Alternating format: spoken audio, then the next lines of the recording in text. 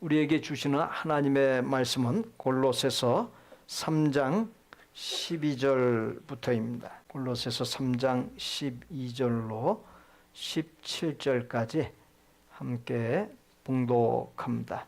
그러므로 너희는 하나님이 택하사 거룩하고 사랑받는 자처럼 긍휼과 자비와 겸손과 온유와 오래 참음을 옷 입고 누가 누구에게 불만이 있거든 서로 용납하여 피차 용서하되 주께서 너희를 용서하신 것 같이 너희도 그리하고 이 모든 것 위에 사랑을 더하라. 이는 온전하게 매는 때니라. 그리스도의 평강이 너희 마음을 주장하게 하라. 너희는 평강을 위하여 한 몸으로 부르심을 받았나니 너희는 또한 감사하는 자가 되라. 그리스도의 말씀이 너희 속에 풍성히 거하여 모든 지혜로 피차 가르치며 권면하고 시와 찬송과 신령한 노래를 부르며 감사하는 마음으로 하나님을 찬양하고 또 무엇을 하든지 말에나 일에나 다 주 예수의 이름으로 하고 그를 힘입어 하나님 아버지께 감사하라.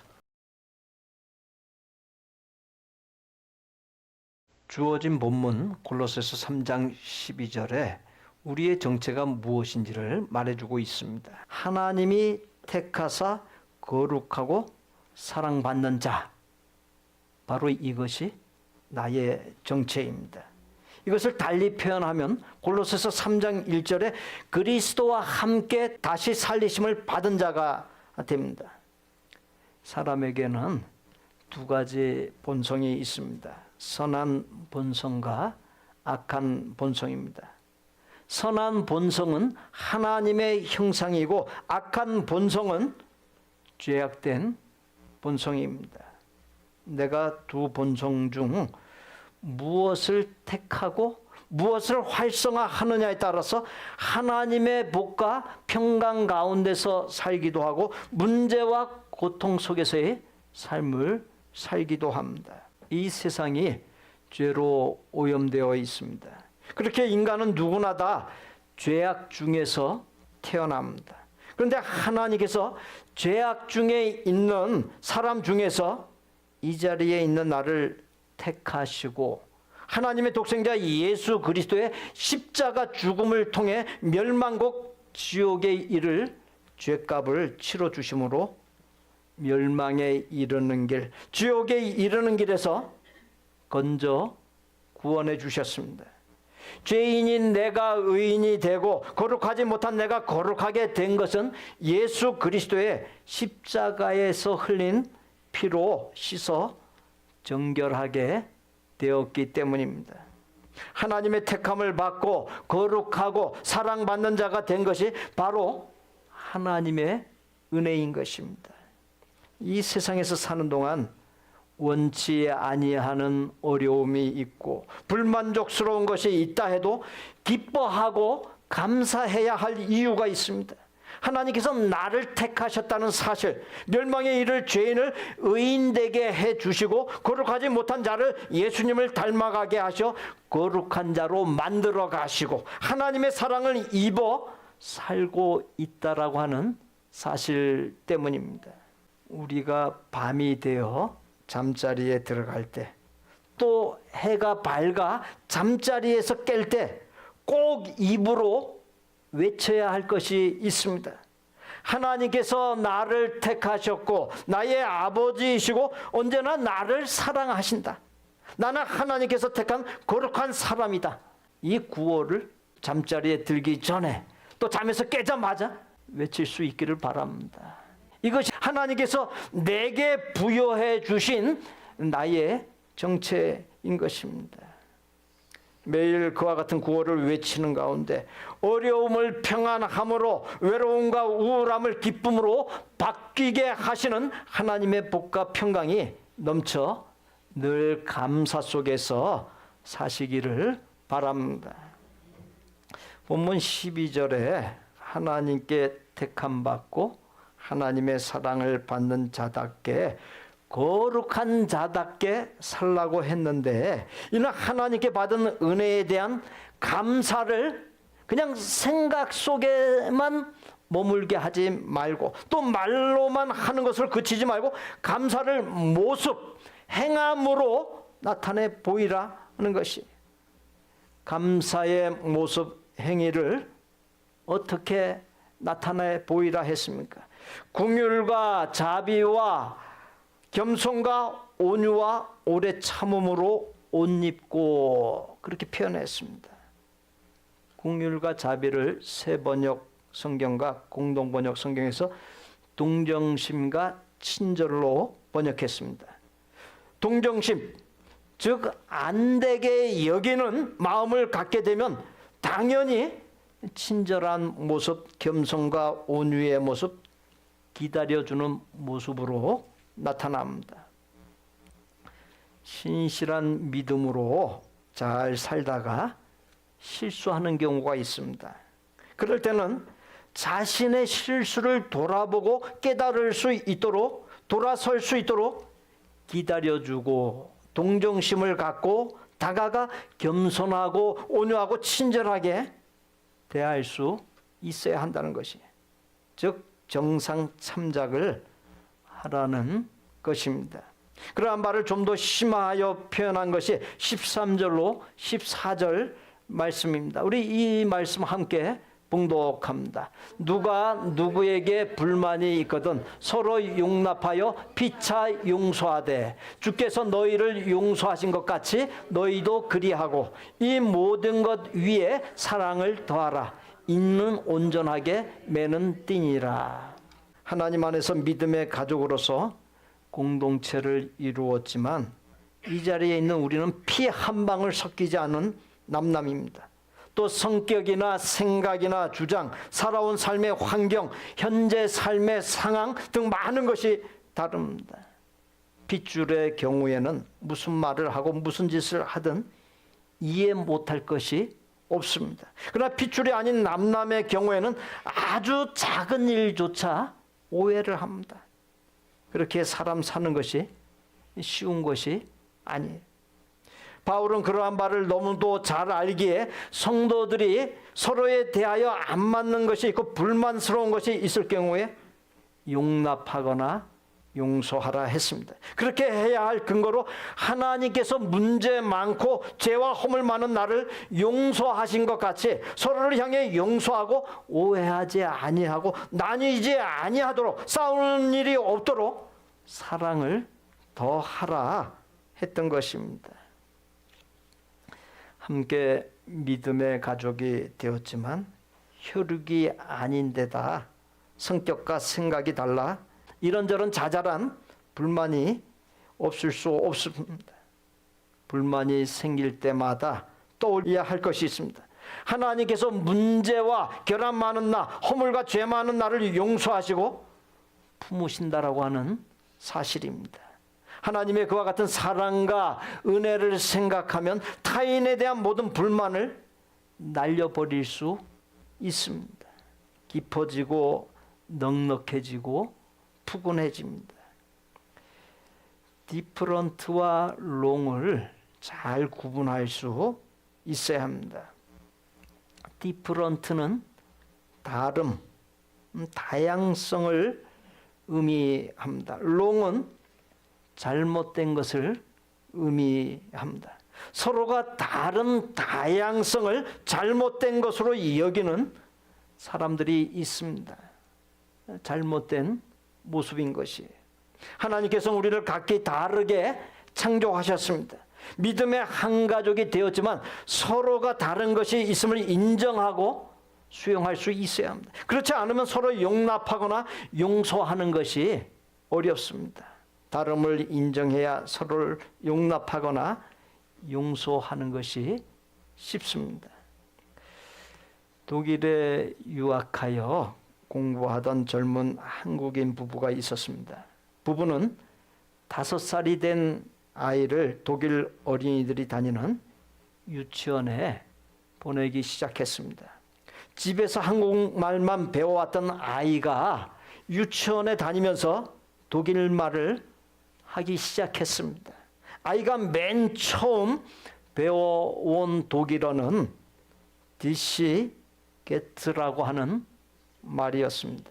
이 말은 너는 빠져라고 하는 뜻의 단어였습니다.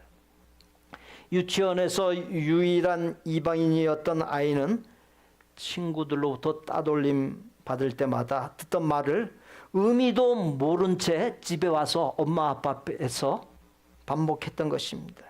그 부부는 아이를 독일인 유치원에 보내지 않았습니다. 얼마 후에 부부는 자녀와 함께 이웃 교회에 출석하기 시작했습니다. 그런데 교회에 간 첫날 어린이 예배를 드리고 온 아이가 두 번째 독일 말을 배웠습니다. Come here int, 이리 와 라고 하는 의미의 단어였습니다. 예수 이름으로 모인 사람들은 이방인의 친구를 향해 이리 와, 너는 빠져가 아니라 이리 와라고 말하면서 받아주었던 것입니다. 받아들이기 위해서는 서로의 다름을 인정하고 있는 그대로를 용납할 수 있어야 합니다. 하나님께 택함받고 용서받은 우리는 서로를 향해 용서하고 용납해야 할 책임이 있습니다. 왜냐하면 하나님께서 부족함과 죄 가운데 살아가는 우리를 늘 용서하시고 용납하시기 때문입니다. 오늘 말씀 본문에서 용납하고 용서하고 친절을 보이고 겸손과 온유함을 보이고 오래 참으라, 그냥 단순하게 그렇게 얘기한 게 아니에요. 부르심을 받았다라고 했어요. 부르심을 받았다. 부르심을 받았다는 말은 뭐예요? 그건 하나님께 사명을 받았다는 얘기예요. 사명. 책임과 의무 위의 것이 바로 사명인 것이. 사명을 위해서 우리 목숨까지도 바치지 않습니까? 아들의 결혼을 위해 며느리의 가족과 상견례를 하는 날이었습니다. 양가 부모와 가족이 호텔 레스토랑에서 모여 정중하게 인사를 나누고 식사를 하게 되었습니다. 그때 이상하고 어색한 분위기가 연출되었습니다. 서울에서 회사를 경영하는 권사님 가정과는 달리 사돈이 될 분들은 아주 깊은 시골에서 농사를 짓는 분들이었습니다. 레스토랑에서의 식사가 익숙하지 않았던 사돈 부부가 식탁 위에 삼각형으로 멋지게 접혀있던 냅킨을 모자처럼 머리에 썼습니다. 냅킨이 꽃갈 모자인 줄로 생각했던 모양입니다. 사돈 부부가 얼마나 진지하게 모자를 쓰고 있었는지 상황을 웃음으로 넘길 수도 없었고 용도를 제대로 설명하자니 사돈이 무안해할 것 같아 어찌할 줄 몰랐습니다. 덩달아 긴장한 자녀들까지 아무도 말을 못하고 있을 때 옆에 있던 권사님의 남편이 똑같이 냅킨을 머리에 썼습니다. 그러자 잠시 긴장했던 다른 식구들도 다들 접혀있던 냅킨을 머리에 쓰고서 사랑이 가득한 식사를 맛있게 나누었다는 이야기입니다. 상대방이 나와 다른 것을 아주 재치 있게 대처하면서 처신하는 모습, 넉넉한 마음, 여유로운 마음으로 상대방을 이해해주고 배려하며 용납하는 모습이 아닐 수 없습니다. 예수님을 믿는다는 것이 옳고 그름을 따지고 가리는 것이기 전에 앞에 들려드린 이야기처럼 풋풋한 모습, 인간미 있는 모습으로 나타날 수 있어야 합니다. 누가복음 6장 37절에 이 말씀들 우리가 함께 봉독합니다. 비판하지 말라, 그리하면 너희가 비판을 받지 않을 것이요. 정죄하지 말라, 그리하면 너희가 정죄를 받지 않을 것이요. 용서하라, 그리하면 너희가 용서를 받을 것이요. 너희가 비판하는 그 비판으로 너희가 비판을 받을 것이요. 너희가 헤아리는 그 헤아림으로 너희가 헤아림을 받을 것이니라. 주는 대로 받는다는 거예요. 가는 것이 고와야 오는 것이 고운 법이에요. 뿌리는 대로 거두는 법이에요. 판단, 비판, 정죄하지 말아야 할 이유는 똑같이 판단, 비판, 정죄 당할 것이기 때문입니다. 시인인 서경희 씨의 비빔밥을 먹으며 라고 하는 제목의 시입니다. 나는 이 아름다운 세상에 살고 싶다. 서로 다른 성깔들을 비벼 빚어낸 감칠맛 도는 세계요. 잘 비벼진 비빔밥을 먹으며 나 또한 비벼지고 싶다. 내 가진 독단과 온갖 이기심을 버리고 비벼 허기진 세상 구석구석 달래고 싶다. 각각의 표정들도 아주 둥글게 비비다 보면 참기름 같은 고소함으로 하나 되는 바. 그 기막힌 화합으로 뭉친 비빔밥을 먹으며 나 또한 비벼지고 싶다. 누구나 장점뿐만 아니라 단점을 갖고 있습니다. 부족한 모습들이 없는 사람은 없습니다. 그렇게 서로를 불쌍히 여기고 친절, 겸손, 온유, 인내로 대할 수 있어야 합니다. 본문 14절에 이 모든 것 위에 사랑을 더하라. 이는 온전하게 매는 띠니라. 긍휼히 여기는 것, 친절, 겸손, 온유, 인내, 그 5가지를 한마디로 묶으면 바로 사랑입니다. 사랑은 부족한 사람을 이해하고 용납할 수 있게 해주고 모든 문제를 푸는 열쇠입니다. 사랑은 허물을 덮어줍니다. 성도에게 있어서 최고의 능력과 매력이 사랑에 있습니다. 하나님을 한마디로 정의한다면 어떻게 정의할 수 있겠습니까? 하나님은 사랑이다. 하나님 사랑이다. 거짓 없는 참된 사랑은 내 삶의 목표요, 이 세상에서 추구해야 할 최고의 가치입니다. 이 세상에서 많은 것을 얻고 누린다 할지라도 사랑이 없으면 아무것도 아니. 울리는 꽹과리에 지나지 않습니다. 허공치는 것에 지나지 않다는 것이 사랑이 최고입니다. 사랑이 가장 위대한 것입니다. 참된 사랑이라고 하는 것은 율법의 완성이요, 신앙의 완성이요, 인격의 완성인 것입니다. 돈이 많다고, 많이 배웠다고, 세상에서 높은 명예나 권세를 가졌다고 행복해지는 것이 아닙니다. 가난해도 많이 배우지 못해도 세상에서 높은 지위나 명예, 권력이 없다 할지라도 하나님과 가족들과 이웃을 참되게 사랑하며 사는 사람에게 거기에 진정한 행복이 있는 것입니다. 그런데 한 가지 주의해야 할 것은 사랑과 일이 구분되어야 한다는 점입니다. 일에 대해 무책임하고 불성실하게 해놓고 그냥 넘어가기를 바라는 것은 안 된다는 것이, 성실히 하고 열심히 하는 중에 실수하는 것, 문제된 것은 의도성이 없기 때문에 이해하고 품어줄 수 있습니다. 그러나 의도적으로 고의로 잘못한 것은 이해와 용납이 어려워질 수 있습니다. 우리 자신이 부족한 존재이기에 할 수 있는 대로 늘 동정심, 친절, 겸손, 온유, 인내의 마음가짐과 자세, 사랑과 용서의 모습으로 살아가되 서로에 대한 책임을 성실하게 이행하고 의도적으로 고의로 잘못하는 일이 없어야 하는 것입니다. 본문 15절에 그리스도의 평강이 너희 마음을 주장하게 하라.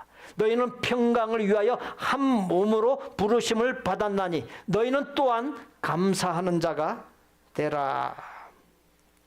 복된 교회라고 하는 공동체는 사람의 인체로 말하면 몸에 해당합니다. 예수님은 머리입니다. 이 자리에 있는 우리는 한 몸을 이루고 있습니다. 예수님 믿고 따르는 우리는 평강을 위해서 복된 교회라고 하는 한 몸을 이루도록 부르심을 받았어요. 사명을 받았어요. 그러므로 우리 모두에게 교회가 평강을 누리고 한 몸이 된 성도들이 평강을 누리게 해야 할 사명과 책임이 있습니다.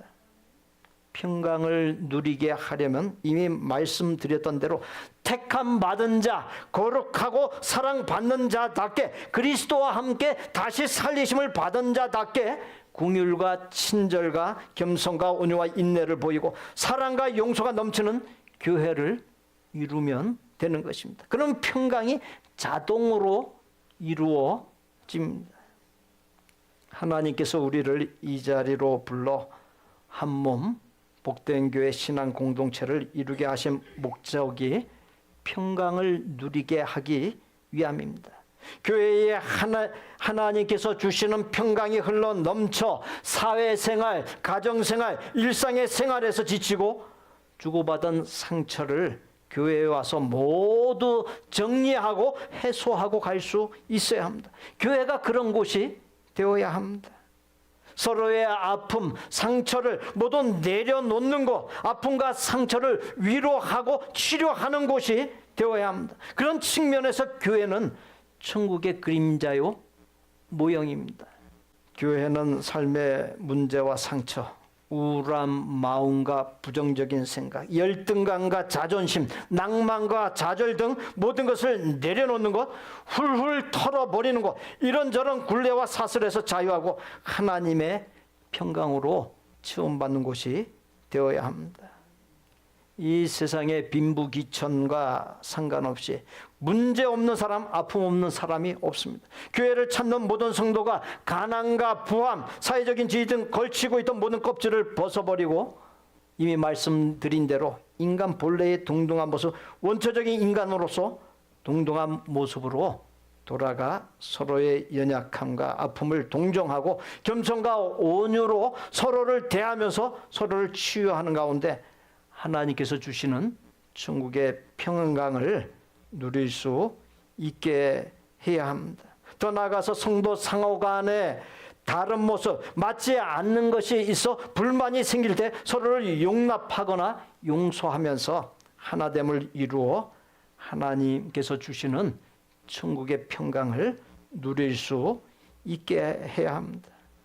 하나님께 지혜를 구하면서 부부 간에, 부모 자식 간에, 성도 간에 밀당을 잘할 수 있어야 합니다. 이게 이제 저의 말입니다. 밀당을 잘해야 돼요. 다 인생은 사는 것이 다 정치예요, 정치. 정치 없는 것이 없습니다. 부모 자식 간에도 정치고, 부부 간에도 정치고, 이웃 간에 정치고, 목회자 성도 간에도 정치고, 다 정치. 자, 정치가 없는 것이 없어요. 인간은 사회적인 동물이기 때문에 정치하면서 살아갑니다. 근데 정치에 있어서 뭐가 중요해요? 밀당을 잘하는 것이 중요해요. 밀고 당기고, 상대방이 밀 때는 내가 좀 밀려나 주기도 하고, 상대방이 잡아당기면 내가 알면서도 당겨가 주기도 하고, 물론 거기에 밀당하는 가운데서 불순한 것이 끼어서는 안 돼요. 불의한 것이 끼어서는 안 됩니다. 바르게 우리가 밀당하면서 서로를 품어주고 감싸 안아주고 그렇게 할 수 있어야 한다는 것이죠. 교회라고 하는 몸을 이루고 있는 성도는 가족입니다. 가족이 좋은 것은 부족함과 연약함이 있어도 서로 안 맞아 불만이 생기고 다투다가도 그 모든 것이 칼로 물베기가 됩니다. 언제 그랬냐는 듯이 쉽게 관계가 회복됩니다. 가족에게는 허물되지 않습니다. 이해 못할 것이 없습니다. 주님의 몸된 복된 교회를 이루고 있는 우리, 하나님 안에서 한 가족이 된 우리가 친밀하고 편안한 관계이고, 오늘 불쌍히 여기는 긍휼과 친절과 겸손과 온유와 인내, 그리고 사랑과 용납과 용서의 말씀을 전해드렸지만, 그래도 서로에 대하여 무례히 함부로 언행하지 않도록 조심하고 서로를 존중할 수 있어야 하겠습니다. 본문 16절로 17절 말씀입니다. 이 말씀 우리 함께 봉독합니다. 그리스도의 말씀이 너희 속에 풍성히 거하여 모든 지혜로 피차 가르치며 권면하고 시와 찬송과 신령한 노래를 부르며 감사하는 마음으로 하나님을 찬양하고, 또 무엇을 하든지 말에나 일에나 다 주 예수의 이름으로 하고 그를 힘입어 하나님 앞에 감사하라. 혹시라도 성도 상호 간에 마찰이 생기고 불편함이 생길 경우에 잘못이 드러날 때 그리스도의 말씀으로 지혜롭게 가르쳐 권면하라. 어떻게? 권면하기 전에, 지적하기 전에 먼저 하나님께 지혜를 구해서, 그래서 상대방이 소화가 되게끔, 감당이 되게끔 해서 지혜롭게 잘 권면하라. 지혜롭게 잘 가르쳐라. 이렇게 이제 하고 그래서 스스로 깨닫게 할 수 있어야 된다라고 하는 것입니다. 사랑하는 성도 여러분, 하나님께 택함 받아 거룩하고 하나님의 사랑을 받는 자라는 정체를 잊지 마십시오.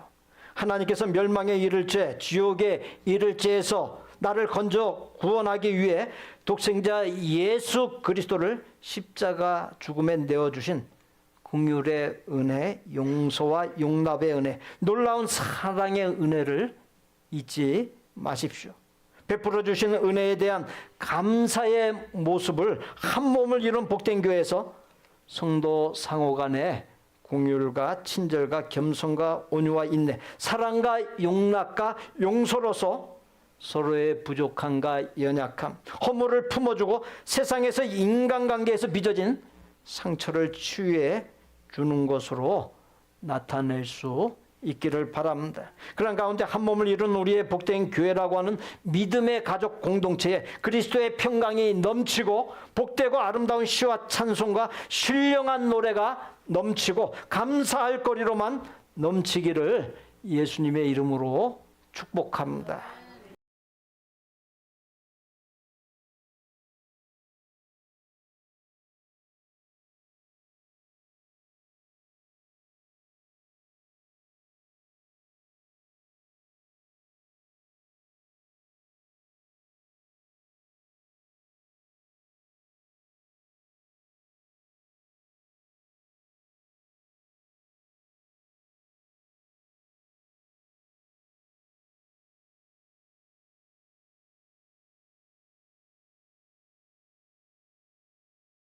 우리 구주 예수 그리스도의 은혜와 아버지 하나님의 거룩하고 완전한 사랑과 성령님의 교통 내주 깨닫게 하심과 감동 변화하게 하심이 하나님께서 베풀어 주신 은혜를 잊지 아니하고 감사하되 말뿐의 감사가 아닌 긍휼히 여김과 친절과 겸손과 온유와 오래 참음, 사랑과 용납과 용서로 허물을 품고 상처를 치유하는 아름다운 행함으로 나타내어 그리스도의 평강이 넘치게 하고 아름다운 시와 신령한 노래가 넘치고 더욱 넘치는 감사 속에서 살기를 소원하고 작정하는 모든 아름다운 마음의 성도들과 가족과 생업과 학업과 대인관계와 미래 위에 우리 복된 교회 신앙 공동체 위에 우리가 사랑을 나누는 선교지와 사역자들을 위해 이제로부터 영원토록 함께 계실지어다. 아멘.